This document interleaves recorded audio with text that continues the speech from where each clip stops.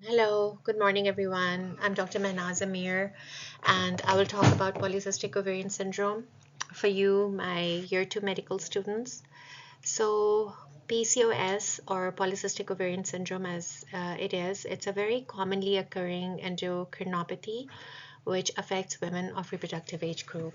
And you will see a lot of patients, or you might have already seen patients with PCOS.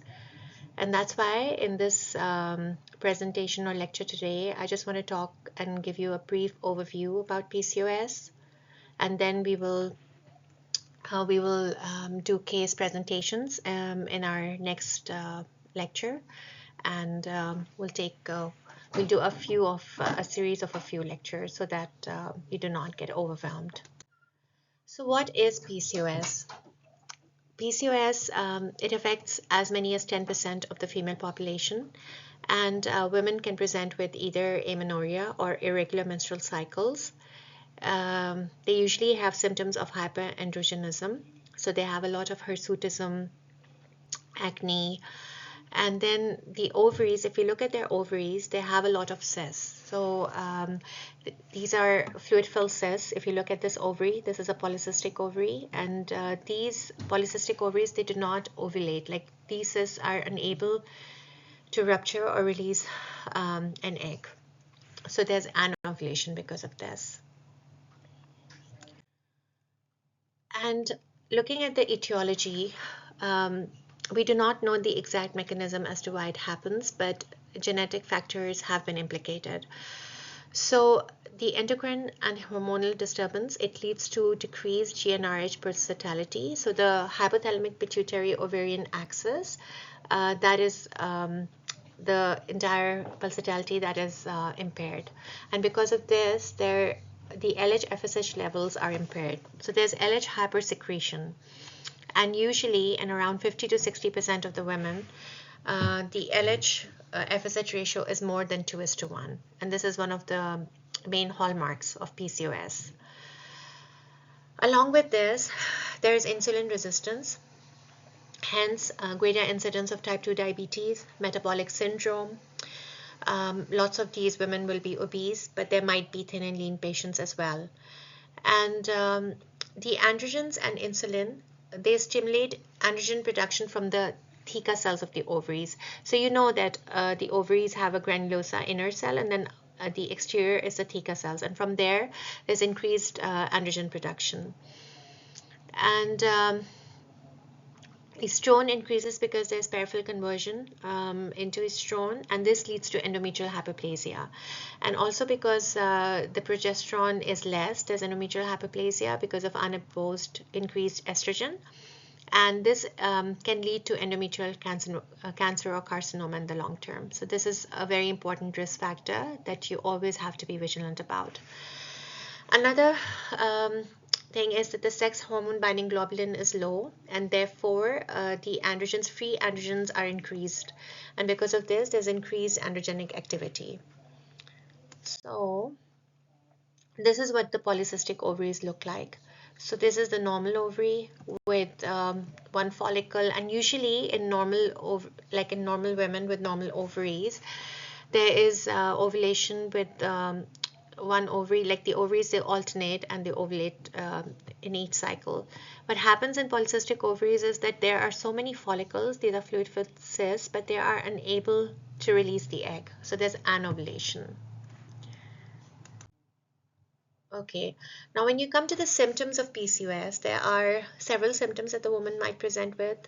Usually, women come to the clinic because they have irregular menstrual cycles, or they might not have had a bleed for 3 to 4 months.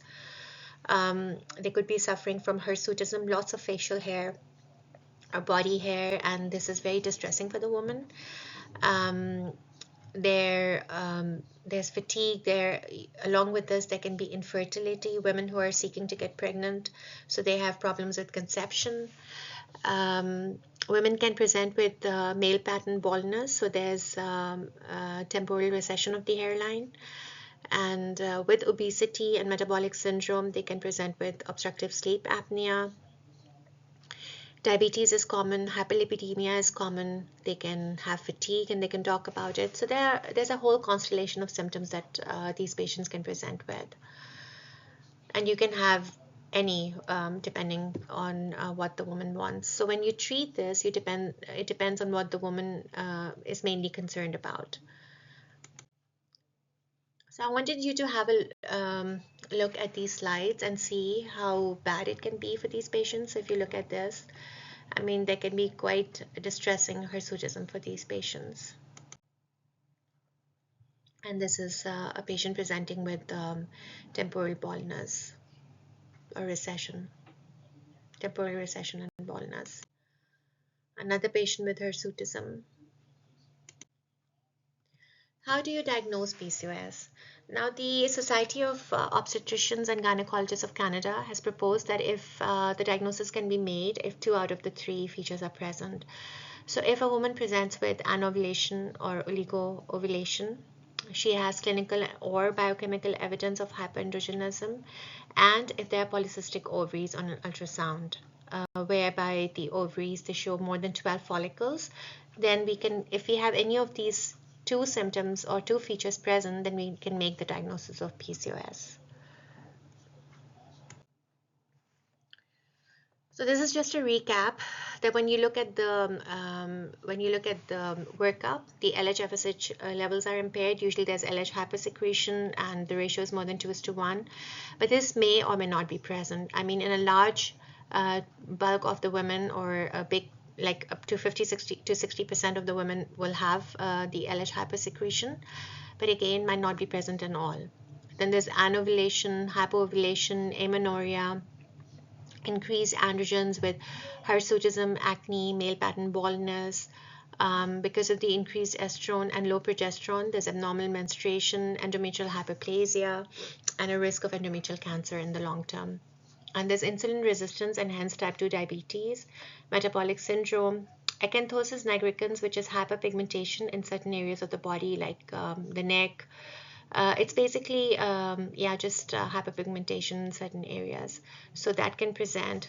Lipid profile can be impaired, and that's why if dyslipidemia is present, then you have to put these patients on statins. And then obesity is present in a large number of these patients. So for the workup, we would do the hormones. So we'll do day 2 LH-FSH, then thyroid stimulating hormone, because many patients who've got thyroid abnormalities can present with amenorrhea. Prolactin, because if there's a prolactin secreting tumor with high levels of prolactin, that can also present with amenorrhea. And then just to see if the androgen levels are increased, we would do testosterone, dehydroepiandrosterone sulfate, 17-hydroxyprogesterone, then a lipid profile to see if there is lipid abnormalities. We have to keep a watch on the glucose levels and hence hemoglobin A1C. And then it's very important to look at the ovaries, and for this a transvaginal ultrasound is preferred. And this is what the polycystic ovaries look on ultrasound. So if you see, there are so many follicles here in the polycystic ovary, and this has often been described as a string of pearl appearance. For management, it's important to educate the woman about a healthy lifestyle, weight reduction, exercise. That's very, very important. And then oral contraceptive pills have been used, and what they do is they reduce androgens because they suppress GnRH release, and the progesterone component, it decreases endometrial hyperplasia. So these women, because they are at a high risk of endometrial hyperplasia and because this can predispose them to endometrial cancer, it's important that we try and induce menstruation every 3 months. And for this, we can either use a progesterogenic agent or a combination pill, or even having a medicated IUD like Mirena, that can be very helpful.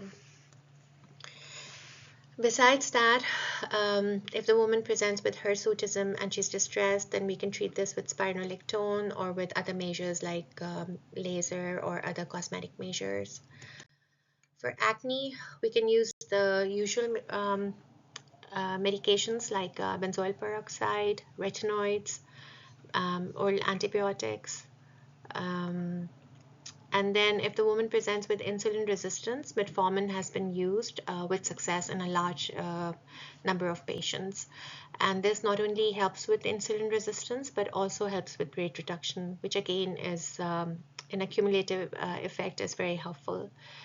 For lipid abnormalities, we can start the patient on statins. And if a woman presents with infertility and anovulation, then you can induce ovulation with agents like clomiphene citrate. Now, we also try surgical management, and what we do is we can do a laparoscopic ovarian drilling. And what we do is that we use diathermy and we cauterize these cysts, and that helps in decreasing the number of or the level of the androgens that the patient has been producing, and that can be very beneficial. So, and these are my references. So that's it. Thank you for watching, and I will give you a few minutes. You can, if you have any questions, please feel free to ask. And otherwise, we will resume this lecture again next week, and then we will talk about, I will have some case presentations, and then we will take it from there. Thank you, everyone.